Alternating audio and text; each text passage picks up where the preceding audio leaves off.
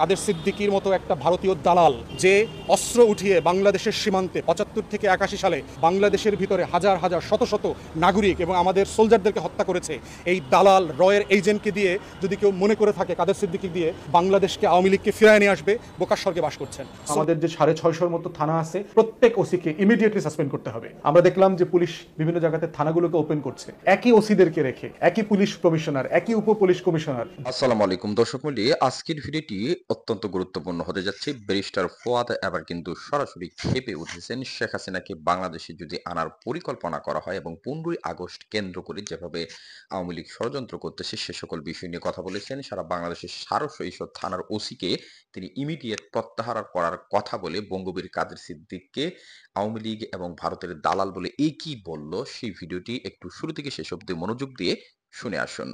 তো আমাদের যে ৬৫০র মতো থানা আছে প্রত্যেক ওসিকে ইমিডিয়েটলি সাসপেন্ড করতে হবে। আমরা দেখলাম যে পুলিশ বিভিন্ন জায়গাতে থানাগুলোকে ওপেন করছে একই ওসিদেরকে রেখে, একই পুলিশ কমিশনার, একই উপ পুলিশ কমিশনার, যাদের অর্ডারে যে সকল ওসিরা গুলি চালিয়ে হাজার হাজার ছাত্র সমাজের ভাই বোনদেরকে হত্যা করেছে তাদের নেতৃত্বে পুলিশ চলতে পারে না, তাদের নেতৃত্বে কোনো থানা ওপেন হইতে পারে না। এর মানে কি তাহলে আমাদের থানা খুলতে হবে না? খুলতে হবে। বাংলাদেশের পুলিশের ওসির প্যানেল আছে, সেখানে কয়েক হাজার পুলিশ সদস্য অলরেডি ওসি এনলিস্টেড আছে। ৬৫০ থানার ওসি পাইতে আপনাকে 10 মিনিট লাগবে। অনেস্টি, ইন্টিগ্রিটি, সততা, যোগ্যতা বিবেচনায় নতুন করে প্রত্যেকটা থানাকে ঢেলে সাজাতে হবে। পুলিশ কমিশনার, উপকমিশনারের দায়িত্ব যারা পালন করেছে প্রত্যেকটা ইউনিটে, প্রত্যেকটা রেঞ্জে যাদের হুকুমে পুলিশ গুলি করেছে তাদেরকে ইমিডিয়েটলি রিমুভ করে ফেলতে হবে এবং এটা করাটা ম্যাটার অফ টাইম। মনে রাখবেন যে এই রেজিমের রেমিনিসেন্ট যা আছে, লতা পাতা যত অনুষঙ্গ আছে, এটা কিন্তু এখনো রয়ে গেছে। হাসিনা দিল্লিতে আছে, হাসিনার শ্যাডো কিন্তু এখনো বাংলাদেশে ক্ষমতায়। প্রত্যেকটা প্রতিষ্ঠানে ব্যুরোক্রেসিতে দেখেন সচিবরা যারা আছে, প্রত্যেকটা সচিব, তারপরে additional secretary, joint secretary, deputy secretary, these are all regime loyal.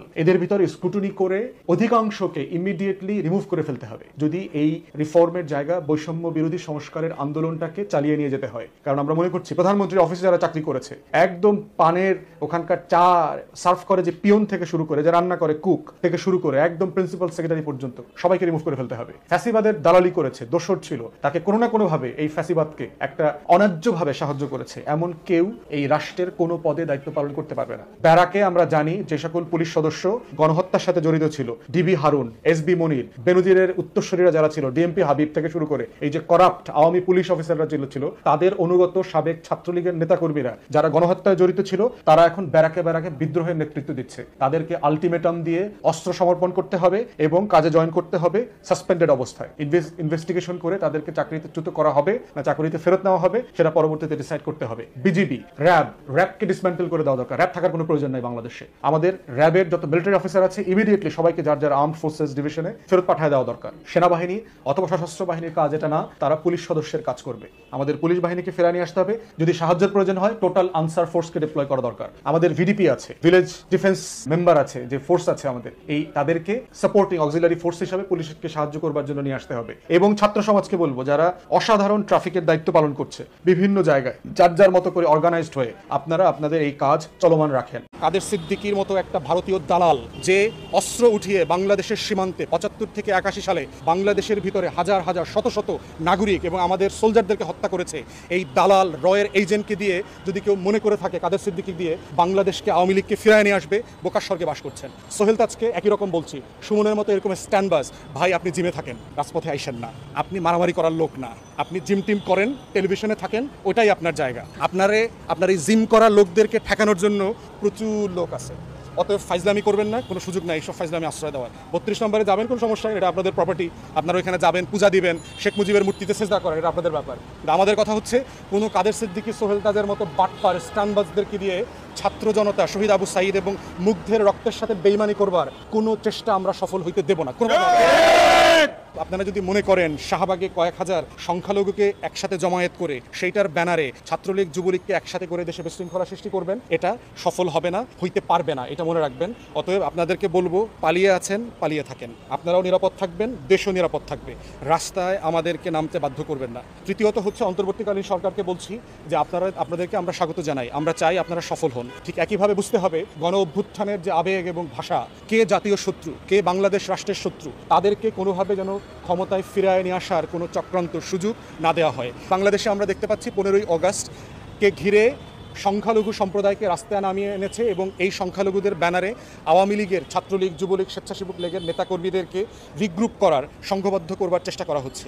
এই ষড়যন্ত্র সম্পর্কে আমরা সবাই অবগত।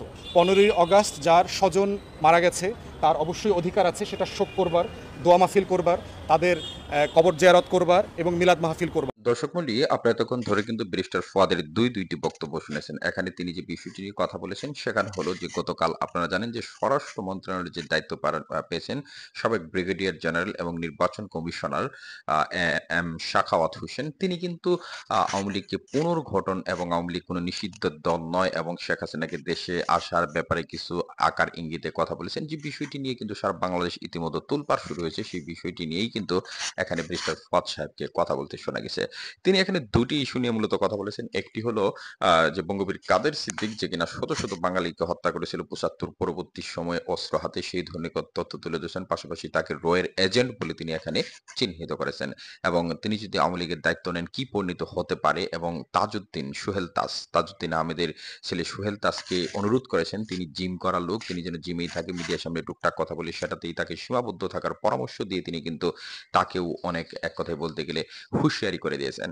তার পাশাপাশি সারা বাংলাদেশে 650-র উপরে থানার ওসিকে ইমিডিয়েট সাসপেন্ড করার জন্য তিনি অনুরোধ করেছেন, কারণ তারা সবাই স্বৈরাচার শেখ হাসিনার এজেন্ট বলে তিনি উল্লেখ করেছেন।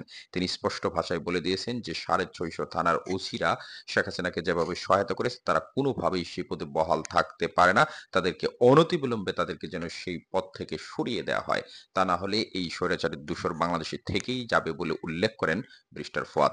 দর্শক মণ্ডলী, ব্যারিস্টার ফুয়াদকে আপনারা অনেকেই চিনে থাকবেন, শুধুমাত্র এখন নয়, তিনি কিন্তু দীর্ঘদিন থেকেই বিভিন্ন আন্দোলন সংগ্রামে বক্তৃতা দিয়ে, এক কথায় বলতে গেলে তিনি যেভাবে বক্তৃতা করে থাকেন সেটা কিন্তু সত্যি প্রশংসার দাবিদার। তার পাশাপাশি তার যে কথাবার্তার ধরন সেটা একটু অন্যরকম, এক কথায় বলতে গেলে বিরোধী পক্ষদেরকে কিন্তু একটা শরীরে তেজ আইনে দেয় আমার মনে হয় আর কি। তিনি যেভাবে কথা বলেন আগ্রাসী মনোভাব নিয়ে, সেটা নিয়ে কিন্তু অনেকে অনেক ধরনের মন্তব্য করলেও তার কিন্তু বাংলাদেশের যথেষ্ট ফ্যান ফলোয়ার রয়েছে, বিশেষ করে সামাজিক যোগাযোগ মাধ্যম থেকে শুরু করে ইউটিউবে তার বক্তব্য যখন প্রচারিত হয় প্রত্যেকেই কিন্তু ধৈর্য সহকারে শুনে থাকে।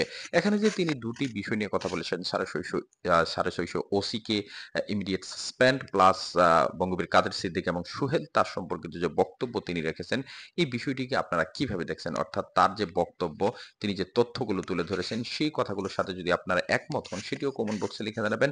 আর যদি তার কথার সাথে আপনারা একমত পোষণ করতে না পারেন, কিভাবে কোন কথার কারণে দ্বিমত পোষণ করতেছেন সেটি অবশ্যই কমেন্ট বক্সে লিখে জানিয়ে দিতে ভুলবেন না। তার পাশাপাশি আপনাদের প্রতি একটি বিনীত রিকোয়েস্ট করব, সেটি হলো আপনারা যদি অনলাইনে শত গুজবের ভিড়ে সবসময় সত্য সংবাদগুলো সবার আগে জানতে চান, যারা এখন পর্যন্ত আমাদের এই বিডি নিউজ 24 চ্যানেলটিকে সাবস্ক্রাইব করেননি, এই চ্যানেলটিকে সাবস্ক্রাইব করে পাশে থাকা বেল আইকন টিপে সাথেই থাকবেন। আপনাদের সাথে দেখা হবে নতুন কোনো পরবর্তী ভিডিওতে নতুন কোনো তথ্য নিয়ে। সে পর্যন্ত সবাই ভালো থাকুন, সুস্থ থাকুন। আসসালামু আলাইকুম।